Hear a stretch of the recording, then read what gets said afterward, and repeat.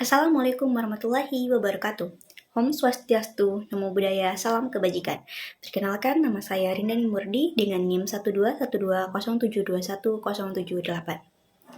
Melalui video ini, saya akan memberikan pembahasan mengenai polusi laut. Indonesia, sebagai negara kepulauan, telah diakui sejak Deklarasi Juanda pada tahun 1959 dan diperkuat dengan Konvensi Hukum Laut atau yang biasa kita kenal dengan UNCLOS. Bahwasannya, Indonesia memiliki sekitar 17.500 pulau, 81.000 km garis pantai, dan 62% dari wilayah Indonesia merupakan perairan dan laut. Hal ini menunjukkan bahwasannya Indonesia memiliki sumber daya alam laut yang luar biasa. Namun, kondisi pencemaran laut di beberapa laut di Indonesia menunjukkan kondisi tidak terkendali. Meskipun pada dasarnya, laut sebenarnya mempunyai kemampuan alamiah untuk dapat menetralisir zat-zat pencemar yang masuk ke dalamnya.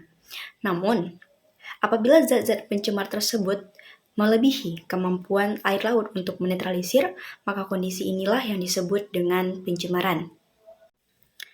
Kurangnya pemahaman masyarakat untuk menjaga kelestarian laut menjadi suatu permasalahan yang harus segera diatasi oleh pemerintah untuk dapat memberikan pemahaman dan meningkatkan kesadaran masyarakat akan pentingnya laut.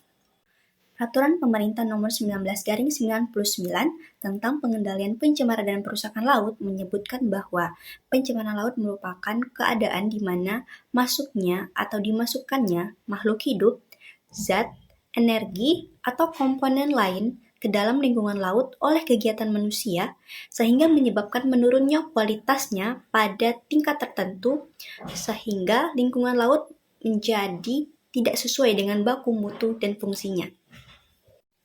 Pencemaran laut diartikan sebagai adanya kotoran atau hasil buangan aktivitas makhluk hidup yang masuk ke daerah laut. Sumber dari pencemaran laut ini antara lain seperti tumpahan minyak, sisa damparan amunisi perang, buangan proses di kapal, buangan industri ke laut, proses pengeboran minyak di laut, buangan sampah dari transportasi darat melalui sungai, emisi transportasi laut, dan buangan pestisida dari perairan. Sumber utama yang menyebabkan pencemaran laut berasal dari tumpahan minyak, baik yang berasal dari proses di kapal, pengeboran lepas pantai, maupun akibat kecelakaan kapal. Pencemaran laut yang demikian mengakibatkan pelaku dikenakan kewajiban untuk mempertanggungjawabkan kerugian yang ditimbulkannya. Di samping mengatur mengenai wilayah perairan, Konvensi Hukum Laut PBB pada 1982 juga mengatur mengenai perlindungan dan pelestarian lingkungan laut pada bagian bab ke-12. Pada bagian 5 dari bab 12 mengatur tentang peraturan internasional dan peraturan perundang-undangan nasional untuk mencegah, mengurangi, dan mengendalikan pencemaran lingkungan laut. Selain konvensi PBB tersebut, ada CLT 1969 yang mengatur mengenai tanggung jawab di laut, kemudian London Dumping yang mengatur tentang bagaimana cara melestarikan, melindungi, menekan, ataupun mencegah dan menghentikan pencemaran yang terjadi di laut.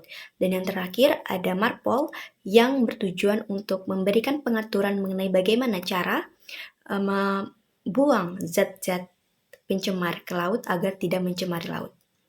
Indonesia sebagai negara anggota juga telah meratifikasi peraturan tersebut ke dalam peraturan perundang-undangan nasional seperti Peraturan Pemerintah Nomor 9 Tahun 1999, Peraturan Pemerintah Nomor 21 Tahun 2010 tentang Perlindungan Lingkungan Maritim, dan serta Peraturan Menteri Kelautan dan Perikanan tentang jalur penangkapan ikan dan penempatan alat penangkapan ikan dan alat bantu penangkapan ikan di wilayah pengelolaan perikanan negara Republik Indonesia.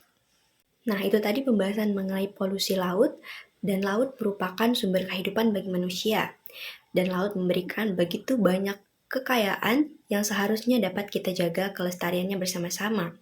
Laut sebagai sumber kehidupan juga mampu membalikkan keadaan menjadi sumber bencana dan keselamatan bagi manusia. Sehingga sudah menjadi tanggung jawab kita semua untuk dapat memanfaatkannya dengan bijak, melestarikannya dengan baik, dan mencegah terjadinya perusakan terhadapnya. Demikian yang dapat saya sampaikan, lebih dan kurang mohon dimaafkan. Saya akhiri wabillahi taufiq wal hidayah. Wassalamualaikum warahmatullahi wabarakatuh. Terima kasih telah melihat waktu menonton video ini.